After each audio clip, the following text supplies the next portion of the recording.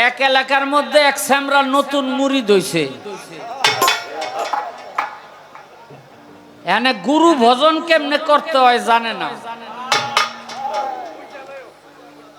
পাশের গ্রামে আইছে পীর, ও তো খবর পাইছে, দৌড় বাইরা গেছে গুরু কেমনে ভজন করে দেখবো, গিয়া শিখবো। গিয়া দেখে গুরু আসার সাথে সাথে জলচকির মধ্যে বসাইয়া ঠান্ডা পানি দিয়া পাগুলি আগে ধোয়াই দিল। ওই গামছা ঠান্ডা পানি দিয়া ভিজাইয়া শোল্ডারে মুছাই দিল। ঠান্ডা পানি দিয়া তেল দিয়া মিলাইয়া মাথার মধ্যে গুটা দিল। বুঝলেন? এই করতে করতে ঠান্ডা বরফ দিয়া শরবত বানাইয়া লই আইছে, খাওয়াইলো। খাওয়াইতে খাওয়াইতে দুপুরের টাইম হয়ে গেছে। ঠান্ডা পানি দিয়া গোসল করাইয়া ঘরের মধ্যে নিয়া উপরে ফ্যান ছাইরা দিছে, নিচে আবার ওই যে ওটার জানি এই যে এই ফ্যান, এরকম ফ্যান, হ্যাঁ টেবিল ফ্যান, আবার 4-5 জনে বাতাস করে খাওয়াইয়া লোয়াইয়া, বুঝলেন, হোয়াইয়া। ওই ফ্যান তো আছে, আবার 27 জনে পাও টিপে সেরা দেখা কয় গুরু ভজন কেমনে করতে হয়, এ তো হিগলাম। তো 4-5 মাস পরে ওর বাড়ি তো গুরু আইছে। আসার সাথে সাথে আর কোনো কথা নাই, ওই ব্যক্তি যা যা করছে সবই করছে ও,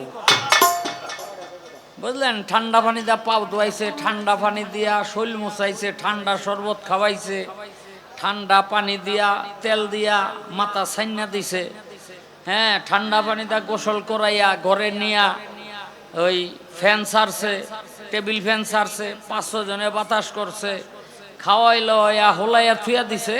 এখানে আপা যে টিপে দেখেন নড়ে চড়ে না। আরে লড়ে চড়ে না কেন, দেখে বেটকি দা মরিয়া রয়েছে। আরে মরছে কেন, ও তো আর বোঝে না। পরে মানছে কয় বেটা ওই ব্যক্তির গুরু আছিল জুয়ান চাকরা, আর তোর গুরু হইল বুড়া। ওই ব্যক্তির গুরু আইছিল গরমের দিনে, সব ঠান্ডা দিয়ে আদর করছে, আর তোর বাচ্চা গুরু আইছে শীতের দিনে, তুই এর মতো ঠান্ডা লাগাইছ। হ্যাঁ তে মরবো না কি? অনেক সেরা গ্রাম বেরা কান্দে আর কয় আমি ভক্ত তো ঠিকই আছিলাম, গুরু তো ভজনে টিকলো না।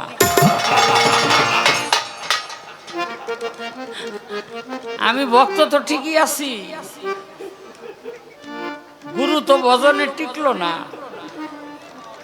তাই আজকে আমার গুরু এই এই এই এই ওরে ইজ্জতের সহিত 2টা দিয়া হেদিক না।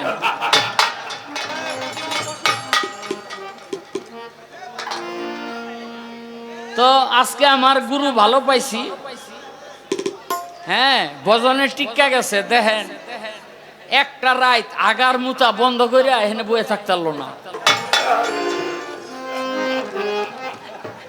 একটা রাত 7 রাত গান গামু, আপনাকে দুয়ার বের করতে, প্রস্রাব করতে যাবো না, পায়খানা করতেও যাবো না।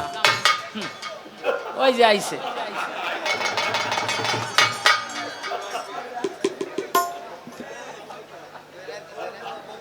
এটা গান গাইয়া লই।